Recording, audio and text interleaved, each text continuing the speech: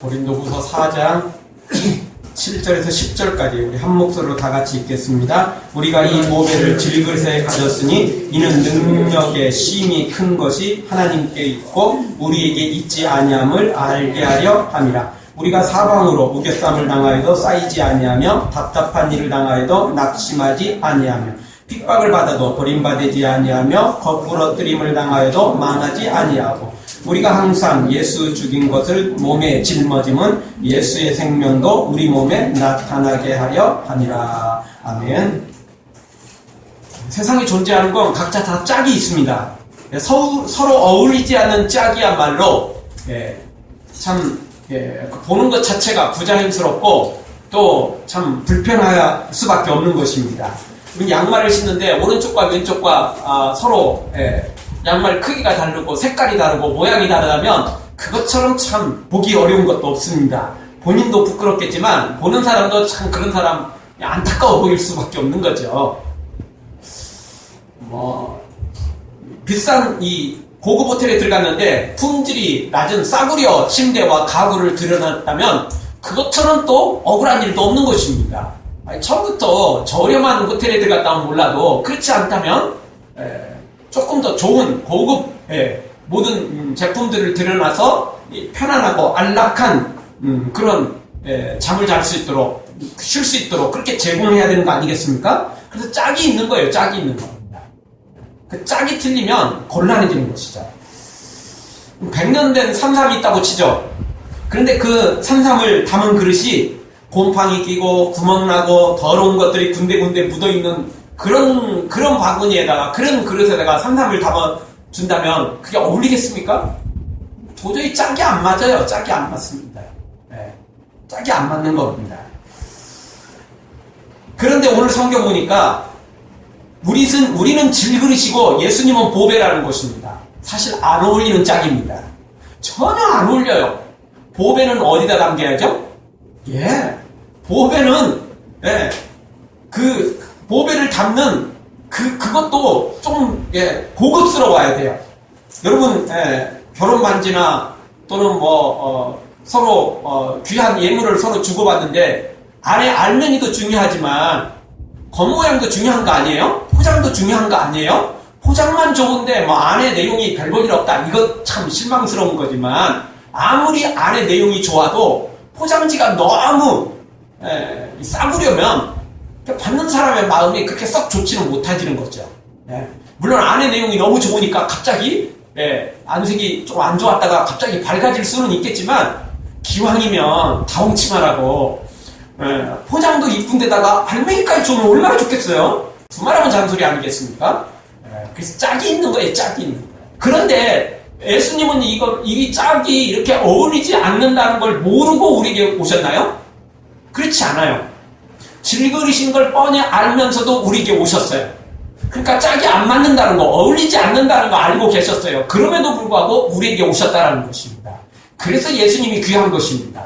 모르고 오신 게 아니고 얼떨결에 오신 게 아니고 그냥 우연히 그냥 온 게 아니고 계획적으로 오셨다는 겁니다. 처음부터 예수님의 이름은 낮아지고 우리의 이름은 높이려고 우리를 존귀케 하시려고 일부러 그렇게 오셨다는 것입니다. 그래서 오늘 5절 말씀 우리가 예수님의 신데렐라가 됐다는 겁니다. 예수님이 일부러 그렇게 만드셨습니다. 사랑하는 성도 여러분, 질그릇 같은 천한 우리에게 이 보배이신 예수님이 오셨다는 사실 다시 한번 우리가 기억하고 더더욱 평생에 걸쳐서 우리가 감사하고 찬양하고 섬기는 우리 모두가 되어지기를 주의 이름으로 축원합니다. 그러면 왜 보배로 오신 예수님께서 질그릇 같은 우리, 왜 이렇게 약한 우리를 선택했냐는 겁니다. 왜 처음부터 똑똑하고 잘나고 미모도 있고 모든 조건이 출중한 사람들을 택하지 않고 왜 가난한 사람, 왜 약한 사람, 왜 미련한 사람, 왜 부족한 우리를 선택했냐는 것입니다. 이유가 있습니다. 오늘 성경 7절에 보십시오. 심히 큰 능력이 하나님께 있음을 알게 하려고 우리에게 이렇게 하나님이 선택했다는 것을 오늘 성경이 보여주고 있습니다. 성경 7절 한 목소리 한번 다 같이 읽겠습니다. 우리가 이 보배를 질그릇에 가졌으니 이는 능력이 심히 큰 것이 하나님께 있고 우리에게 있지 아니함을 알게 하려 함이라. 아멘. 왜 우리를 이 질그릇 같은 우리를 선택해서 예수님이 오셨느냐? 이유가 뭡니까? 이유죠. 그것에 대한 이유가 심히 큰 능력이 하나님께 있다는 겁니다. 우리에게 없다는 거예요. 우리가 뭔가 이쁜 구석이 있어서 예수님이 오신 게 아니고, 우리가 배경이 있어서 온 게 아니고, 우리가 그럴싸한 무슨 조건을 갖고 있었던 게 아니고, 처음부터 하나님의 능력을 나타내려고 일부러 더 가난한 사람, 일부러 더 부족한 사람, 일부러 더 연약한 사람을 선택했다는 것입니다. 물론 하나님은 모든 사람을 다 부르신 건 사실이에요. 그럼에도 불구하고 가난한 사람, 미련한 사람, 부족한 사람에게 더 특별한 은혜를 베푸셨어요. 예수님이 더 찾아주셨다는 겁니다. 기회를 줘도 더 줬다라는 이야기죠. 물론 뭐 그렇다고 다른 사람한테는 기회를 안 줬느냐? 그건 아니죠. 예수님은 가능한 사람들에게 더 많은 기회를 주셨다라는 거죠. 그래서 부자들은, 돈 있는 사람들은, 권력 있는 사람들은, 똑똑하고 잘난 사람들은 예수님이 다가가도 반응을 별로 안 하니까 차라리 가난한 사람, 차라리 이방인들, 차라리 부족한 사람들에게 찾아가 주셨다는 겁니다. 그 사람들은 예수님의 말씀에 더 귀를 기울였기 때문에 예수님께서 기회를 더 주셨다는 이야기입니다. 편애하신 건 아니고 그 사람들이 더 관심을 갖고 있기 때문에 더 주셨다는 것입니다. 그리고 그 이유는 바로 구원은 하나님께만 있다. 이 보배이신 예수님이 찾아오신 것은 오직 하나님의 능력이다 라는 사실을 더 강하게 전달해 주려고 이렇게 오셨다는 것입니다. 그래서 오늘 이 말은 결국 오늘 성경이 가르쳐 주시는 말씀은 감격해서 하나님만 높이라는 겁니다. 나는 아무 자격 없는데 하나님이 우리를 그렇게 세워주셨으니까 날마다 하나님 높이라는 겁니다. 날마다 하나님 찬양하라는 겁니다. 자격이 있어서 좀 받은 사람은 그나마 좀 목에 좀 힘주고 살 수 있잖아요? 자격이 있었으니까. 그런데 아무 자격 없는데 공짜로 받은 사람, 아무 자격 없는데 이 엄청난 선물을 받은 사람은 진짜 기쁘지 않아요? 기쁜 만큼 더 감사하라는 거예요. 기쁜 만큼 더 하나님을 찬양하라는 것입니다. 자기 자랑하지 말고 하나님만 자랑하라는 겁니다. 하나님만 높이라는 겁니다. 하나님께만 영광 돌리라는 것입니다. 사랑하는 성도 여러분, 질그리신 우리에게 이 보배이신 예수님이 온 것에 대해서 그것이 전적으로 하나님의 은혜임을, 선물임을 기억하고 날마다 단 한순간도 나를 자랑하지 말고 예수님만 높이고 자랑하는 여러분들 되어지길 주의 이름으로 축원합니다. 그러면 예수님께서 우리를 이렇게 선택했는데 어떻게 우리를 이끌어 가시는지 오늘 성경이 소개해 주고 있습니다. 약한 우리를 선택해놓고 방치하는 분이 아니라는 겁니다. 그냥 방관하시는 분이 아니라는 겁니다. 그냥 선택만 해놓고 그냥 알아서 하도록 내버려 두는 게 아니라는 겁니다. 부모가 자식을 낳아놓고 그냥 네 복은 네가 챙겨라, 네 알아서 살아라 이러고 내버려 두는 그런 부모가 아니라는 것입니다. 그런 부모가 어디 있겠습니까? 내버려 두는 부모, 그거는 제대로 된 부모가 아니겠죠? 근데 우리 예수님은 절대 내버려 두지 않는다는 겁니다. 방관하지 않는다는 겁니다.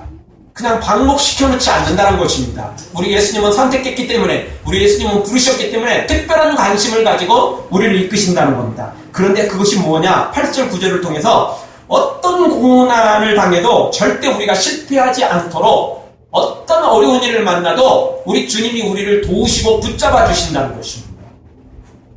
8절 한 목소리 한번 다 같이 읽겠습니다. 우리가 사방으로 우겨쌈을 당하여도 쌓이지 아니하며 답답한 일을 당하여도 낙심하지 아니하며 9절도 봅니다. 핍박을 받아도 버림받지 아니하며 거꾸러뜨림을 당하여도 망하지 아니하고 하면 정말 주님의 인도하심, 주님의 이 은혜가 얼마나 큰지 모릅니다. 선택한 것도 질그리시는 우리에게 오신 것도 대단한 거지만 그 이유는 더더욱 놀랍습니다. 왜냐? 우리가 사방으로 우겨쌈을 당하여도 절대 쌓이지 않도록 주님이 피할 길을 주신다는 겁니다. 또 답답한 일을 당하여도 낙심하지 않도록 주님만 바라보도록 그렇게 도와주신다는 것입니다. 그래서 요셉이 감옥에 들어가고 또 그 엄청난 종살이를 할 때도, 베드로가 물속에 빠져들어갈 때도 그냥 내버려두지 않는다는 것입니다. 누구든지 주님만 바라보면 하나님 저를 좀 살려주십시오, 기도만 하면 우리 주님이 손을 내밀어 우리를 건져주시더라는 것입니다. 그 감옥에서, 그 종살이에서, 그 바닷물 속에서 우리를 건져주시더라는 겁니다. 위험에서, 고난에서, 환난에서, 그 답답한 곳에서 건져주시더라는 것입니다. 우리 주님 한 번 선택하면 끝까지 책임져 주시는 우리 하나님이십니다. 우리가 주님을 버리지 않는 이상 주님이 우리를 버리는 일은 절대 없다라는 것입니다. 또 9절도 보십시오. 핍박을 받아도 버림받지 아니하며. 절대 우리 주님은 우리를 버리지 않습니다. 약해 보여도 또 실패해도 주님은 또 기회를 주시지 우리를 버리지 않는다는 겁니다. 9절 하반절 거꾸러뜨림을 당하여도 망하지 아니하고.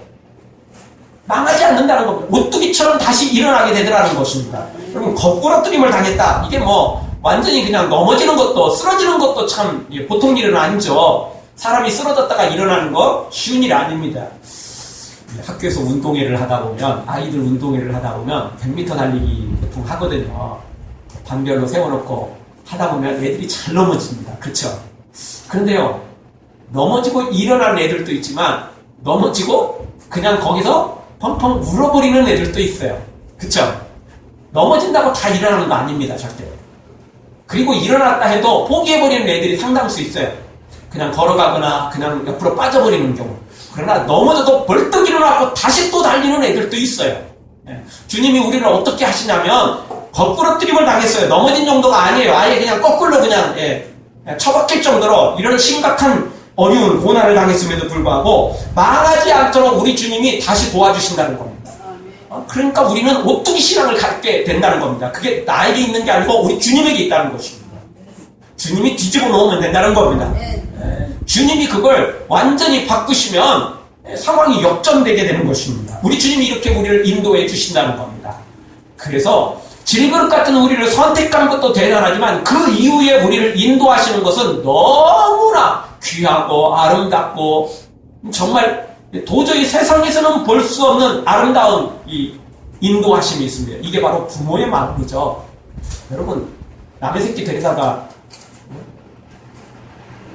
똥오줌 다 치우고, 그리고 그 밤에 운다고 또 먹을 거 챙겨주고, 또 열 오르면 병원에 응급실에 찾아가고 잠도 못 자고 그렇게 눈 비벼가면서 애 걱정하고, 이걸 남의 애를 누가 할 수 있겠습니까? 누가 하는 거죠? 자기 애니까 하는 거예요. 내 애니까 하는 거예요.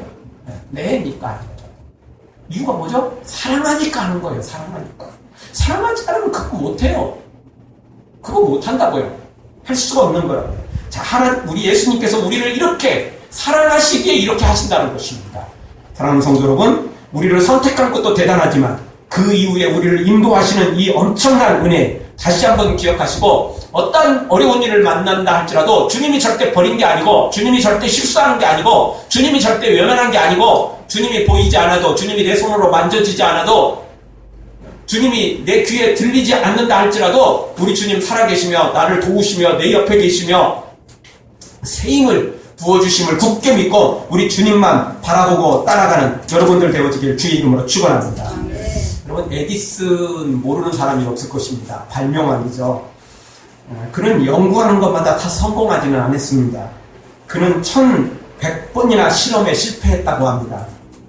4만 달러의 실험 비용을 들여가면서 그렇게 그 많은 발명품들을 만들어냈다는 것입니다. 엄청난 실패와 엄청난 비용을 들여서 그걸 발명해낸 겁니다. 그래서 그는 백열등, 추궁기, 축전지 수많은 특허를 내고 수많은 것들을 발견해내서 1033가지나 되는 엄청난 것들을 발명해냈다는 것입니다. 그런 과정 속에 실패가 수없이 많았고 성공보다 실패가 어떻게 보면 더 많았다는 거죠. 그러나 절대 실패가 아니었습니다. 왜냐하면 그 실패를 통해서 성공으로 나아갔기 때문에 그렇습니다. 우리도 똑같습니다.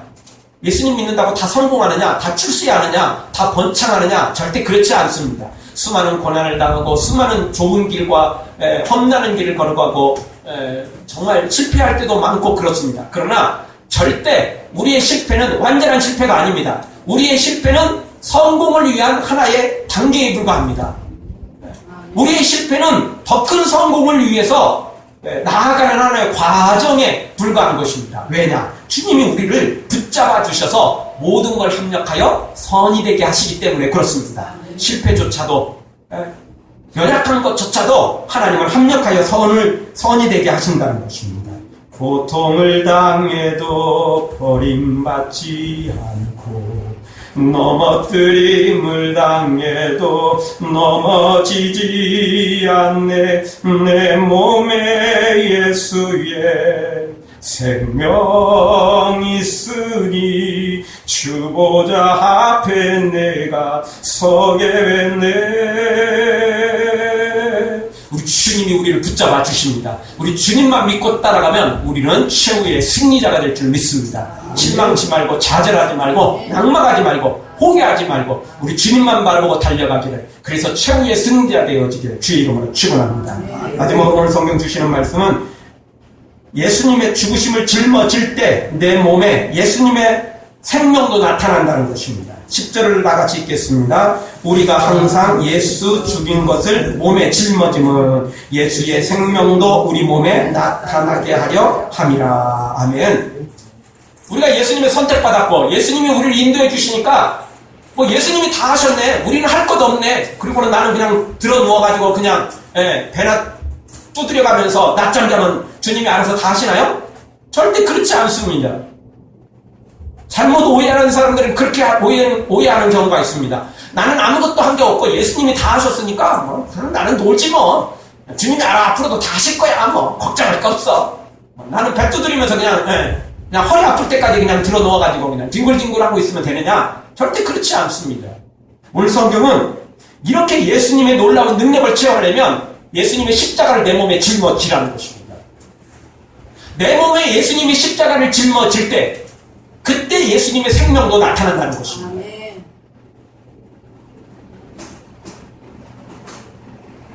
예수님의 십자가는 절대 짊어지지 않고 부활의 영광만 바라보려고 하고 축복만 받으려고 하면 완전 도둑놈 식보입니다.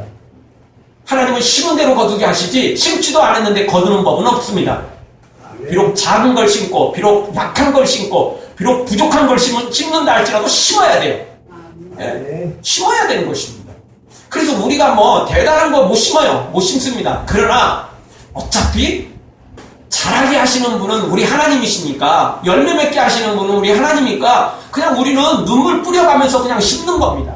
부족해도 약해도 별거 없어 보여도 그래도 심고 보는 것입니다. 십자가 심어 놓으면 오늘 또 눈물로 심어 놓으면 오늘 또 헌신으로 심어 놓으면 오늘 또 주님을 위해서 내가 헌신하다 보면 주님이 그것을 30배, 60배, 100배 열매 맺게 해주신다는 것입니다. 도둑놈 씹고 갖지 마세요. 네.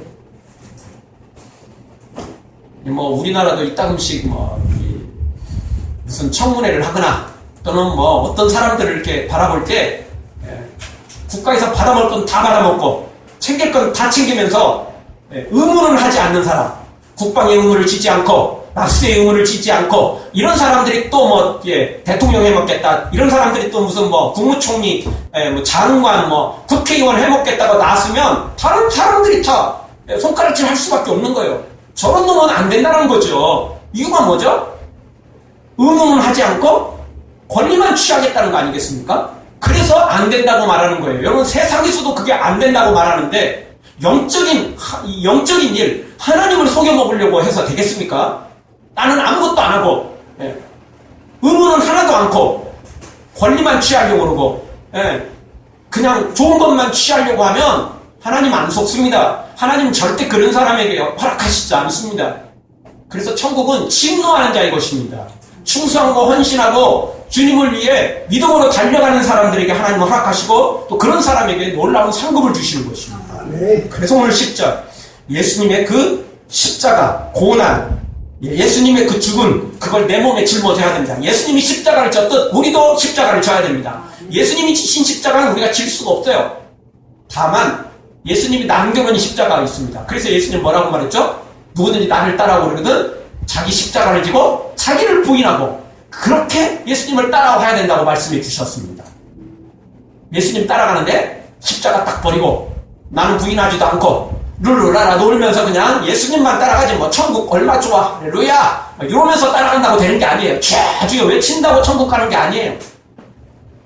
십자가를 짊어지고 따라가야 됩니다. 내 의무를 다해야 됩니다. 주님의 은혜 감사하면서 주님 위에 더 충성해야 됩니다. 그럴 때 주님께서 우리에게 영광을 주시고 승리를 주시고 천국의 상급까지 허락해 주시는 것입니다. 사랑하는 성도 여러분, 질그릇 같은 나에게 보배이신 예수님이 오셨습니다. 아무것도 아닌 천한 우리에게 찾아오셨습니다. 얼마나 감사한 일입니까? 우리는 만일 있어도 다 감사할 수 없고 우리 평생에 걸쳐서 주님을 위해 내 모든 걸 다 투자해도 사실 우리는 다 갚을 수가 없습니다. 그런데 그렇게 하기는커녕 도리어 십자가는 걷어차버리고 예수님 다 하셨으니 앞으로도 다 하실 거야 그냥 나는 놀지 뭐 이렇게 해가지고는 아무것도 얻을 수 없는 것입니다. 그래서 성경은 뭐라고 말합니까? 초청받은 사람은 많아도 택함받은 사람은 적다라는 거죠. 아무나 다 천국 가고 아무나 복 받는 거 아닙니다.